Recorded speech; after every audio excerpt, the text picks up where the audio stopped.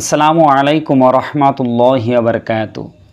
আজ আমরা এই ভিডিওর মধ্যে আলোচনা করব বীর ওমর ফারুক রাদিয়াল্লাহু তাআলা আনহু তিনি কিভাবে ইসলাম কবুল করেছিলেন। তিনি যেমন বীর ছিলেন তেমন তার ইসলাম কবুল করাটাও বীরের মতো ছিল। সেটাই আজকের এই ভিডিওর মধ্যে তুলে ধরার চেষ্টা করব। সকল দিনী ভাই বোনের কাছে অনুরোধ করব যে আপনারা এই ভিডিওটি শেষ পর্যন্ত দেখবেন। তো চলেন ভিডিওটি আমরা শুরু করি। তো আল্লাহ পাকের লীলা খেলা বোঝা বড় দায়।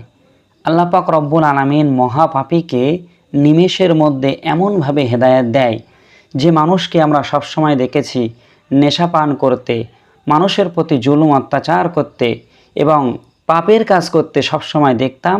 আল্লাহ যখন তাকে হেদায়েত দেয় সে এতটা পরিবর্তন হয়ে যায় যে আমরা সাধারণ মানুষ দেখে বড়ই আশ্চর্য হয়ে যাই যে এই মানুষের এতটা পরিবর্তন। এটাই প্রকৃতপক্ষে আমার আল্লাহ পাকের লীলা খেলা। একইভাবে তিনি হযরত ওমর ফারুক রাদিয়াল্লাহু তাআলা আনহুকেও ইসলাম ধর্ম কবুল করার সুযোগ করে দিয়েছিলেন।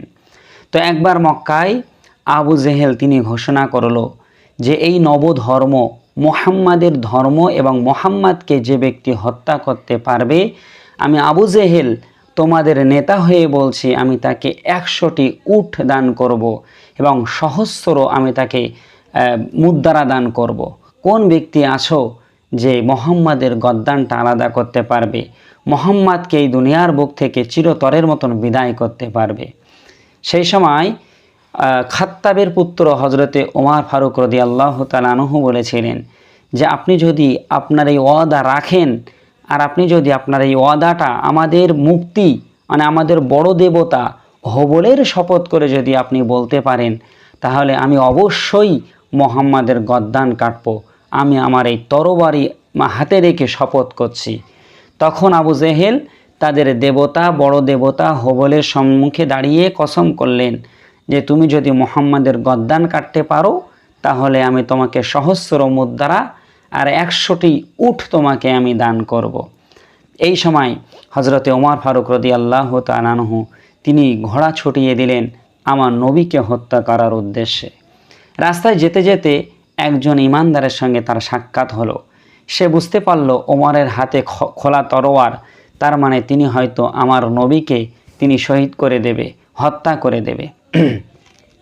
তাকে যাতে এই হত্যাকাণ্ড থেকে এই মহাপাপ কাজ থেকে ফেরানো যায় এই চেষ্টায় তিনি বললেন, ওমর তুমি তো মুহাম্মাদের গদ্দান কাটতে যাচ্ছ, বা তুমি তো যারা ইসলাম ধর্ম কবুল করেছে তাদেরকে তুমি ঘৃণা করো, কিন্তু তুমি এটা কি জানো যে তোমার একমাত্র বোন ফাতেমা এবং তোমার একমাত্র ভগ্নী জামাই বোনের জামাই সাঈদ তিনি কিন্তু ইসলাম ধর্ম কবুল করেছে। তখন ওমর ফারুক রাদিয়াল্লাহু তাআলা আনহু অত্যন্ত রাগান্বিত হয়ে গেলেন যে তুমি কি আমার সম্মুখে দাঁড়িয়ে মিথ্যা কথা বলছো?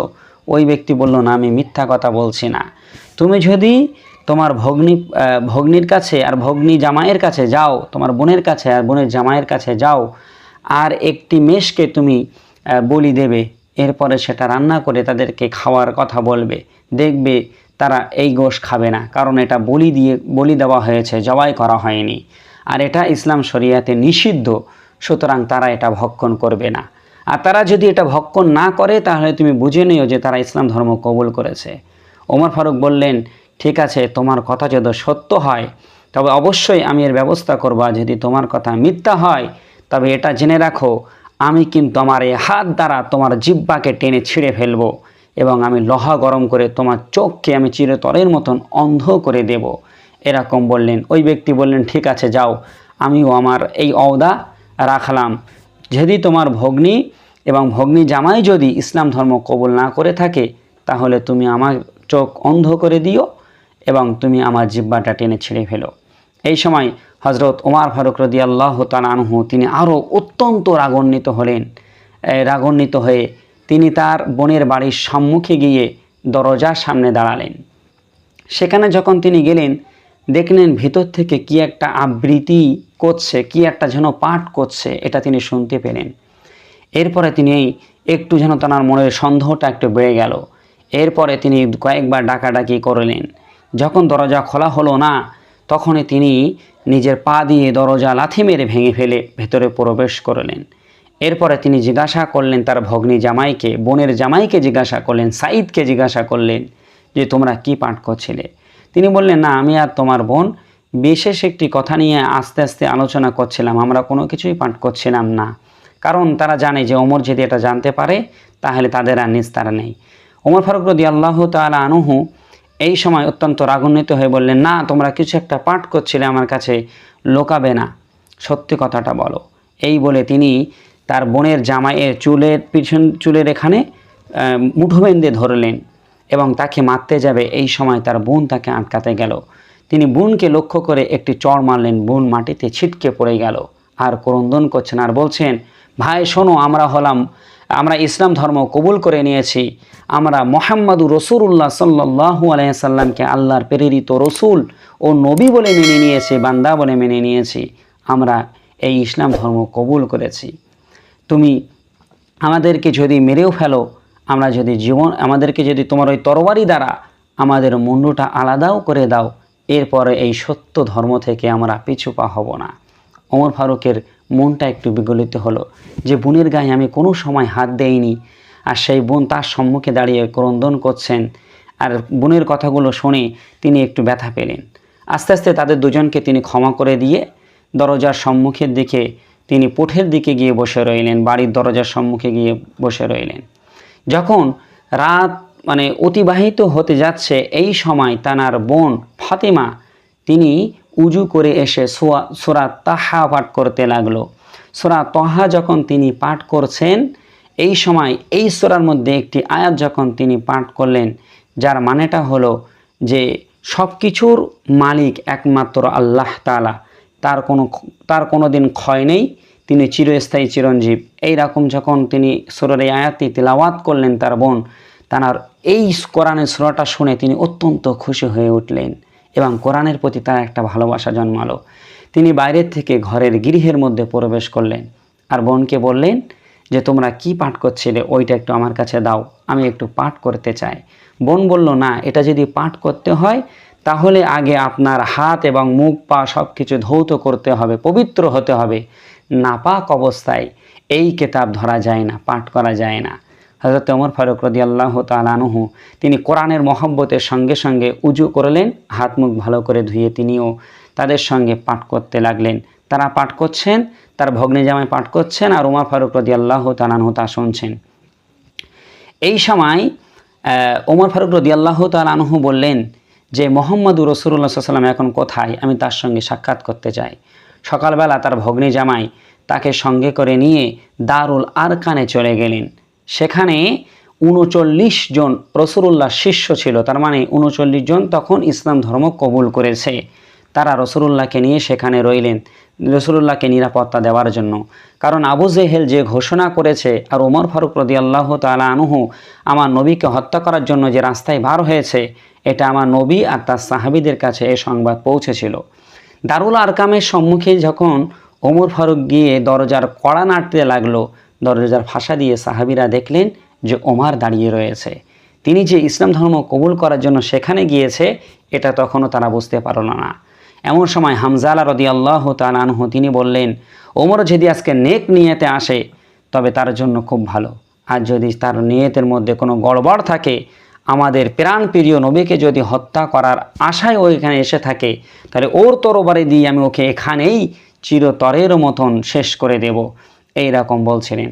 এমন সময় আমার নবী সাল্লাল্লাহু আলাইহি ওয়াসাল্লাম ঘরের দরজা খুলে দিয়ে ওমরের হাতখানা চেপে ধরলেন, আর ওমর ফারুক রাদিয়াল্লাহু তাআলা আনহু পাঠ করে নিলেন, আশহাদু আল্লা ইলাহা ইল্লাল্লাহ ওয়া আশহাদু আন্না মুহাম্মাদান রাসূলুল্লাহ। তিনি জোরে জোরে পাঠ করতে লাগলেন, এক আল্লাহ ছাড়া কোনো ইলাহ নাই, আর নবী মুহাম্মদুর রাসূলুল্লাহ আল্লাহ পাকের প্রেরিত বান্দা ও রাসূল। তাকে নিয়ে তখন ইসলামের সৈন্য হলো 40 জন। তিনি ইসলাম ধর্ম কবুল করার পরে তাকে নিয়ে টোটাল ইসলাম ধর্ম কবুল করেছে এই ব্যক্তিদের সংখ্যা হলো 40 জন। এই সময় ওমর ফারুক রাদিয়াল্লাহু তাআলা আনহু জিজ্ঞাসা করলেন, ইয়া রাসূলুল্লাহ, ইয়া হাবিব আল্লাহ হুজুর, আমরা দেখেছি মক্কার কুরাইশরা তারা কিন্তু প্রকাশ্যে তাদের মুক্তিকে পূজা করে থাকে, আর আমরা কেন প্রকাশ্যে আল্লাহর ইবাদত বান্দেগি করতে পারবো না? চলেন, আমার সঙ্গে চলেন, আজ আমরা সবাই মিলে একসাথে গিয়ে কাবার চত্বরে নামাজ আদায় করব, আমার আল্লাহর ইবাদত করব। আমার নবীকে সঙ্গে নিয়ে হজরতে উসমান গনি রাদিয়াল্লাহু তাআলা আনহু, হজরতে আলী রাদিয়াল্লাহু তাআলা আনহু, হজরতে আবু বকর সিদ্দিক রাদিয়াল্লাহু তাআলা আনহু, সকল সাহাবাগণ তারা একসঙ্গে আমার নবীকে নিয়ে তারা বার হয়ে গেলেন। তারা কাবার চত্বরের দিকে চলতে লাগলেন। এই সময় এত জোরে জোরে হজরতে ওমর ফারুক রাদিয়াল্লাহু তাআলা আনহু আল্লাহু আকবারের ধ্বনি দিচ্ছিলেন যে টোটাল মক্কা পুরো কম্পিত হচ্ছিল। আর এইভাবে যখন তাদেরকে যেতে দেখলো কুরাইশ বড় বড় নেতারা, তারা মনে করলো উমর ফারুক মনে হয় তাদেরকে কৌশল করে এই ফাঁকা ময়দানে নিয়ে আসে কতল করার জন্যে। এইরকম তারা চিন্তা ভাবনা করছেন। কিন্তু হঠাৎ করে তারা ওমরের মুখ থেকে আল্লাহু আকবারের ধ্বনি শুনতে পেয়ে তারা বিস্মিত হলেন এবং অনেকে সেখান থেকে পলায়ন করতে লাগলেন। কেউ কেউ জিজ্ঞাসা করলেন, ওমর তুমি কি ইসলাম ধর্ম কবুল করে নিয়েছো? তখন ওমর ফারুক বললেন, হ্যাঁ আমি সত্য ধর্ম কবুল করে নিয়েছি, এক আল্লাহকে আল্লাহ বলে মেনে নিয়েছি, আর নবী মুহাম্মদ রাসূলুল্লাহকে তার প্রেরিত রসুল বলে মেনে নিয়েছি। এই সময় কুরাইশদের মধ্যে হতে কয়েকজন ব্যক্তি ওমর ফারুককে লক্ষ্য করে তাকে ব্যথা দেওয়ার জন্য, মারার জন্য এগিয়ে আসলো। এই সময় আলী রাদিয়াল্লাহু তাআলা আনহু তিনি হাতে তরবারি নিয়ে দাঁড়িয়ে গেলেন। নবীর অন্যান্য সাহাবারাও ওমরকে হেফাজত করার জন্য দাঁড়িয়ে গেল। আর ওমর তো একেবারে দমার পাত্র নয়, তিনি বীর ছিলেন। বীরের মতন তাদের সম্মুখে যখন তরবারি নিয়ে দাঁড়ালো, তারা সেখান থেকে পলায়ন করতে লাগলেন। আর আমার নবী সাল্লাল্লাহু আলাইহি ওয়াসাল্লাম তার সকল সাহাবীদেরকে নিয়ে হজরতে ওমর ফারুক রাদিয়াল্লাহু তাআলা আনহুকে নিয়ে সরাসরি প্রকাশ্যে কাবার চত্বরে তিনি এই নামাজ আদায় করেছিলেন। সুবহানাল্লাহ। তাহলে তিনি যেমন, তার নাম ওমর ফারুক রাদিয়াল্লাহু তাআলা আনহু, তিনি যেমন বীর, সেই বীরত্বটা তার ইসলাম ধর্ম কবুল করার এই ঘটনা শুনলে আমরা সবাই বুঝতে পারি, জানতে পারি। তো যদি এই ভিডিওটি ভালো লাগে অবশ্যই ভিডিওতে একটি লাইক করবেন। আর আমার এই চ্যানেলে নতুন হলে অবশ্যই চ্যানেলটাকে সাবস্ক্রাইব করবেন। ইনশাআল্লাহ অন্য কোনো দিন আপনাদের সঙ্গে আবার দেখা হবে। আল্লাহ হাফেজ।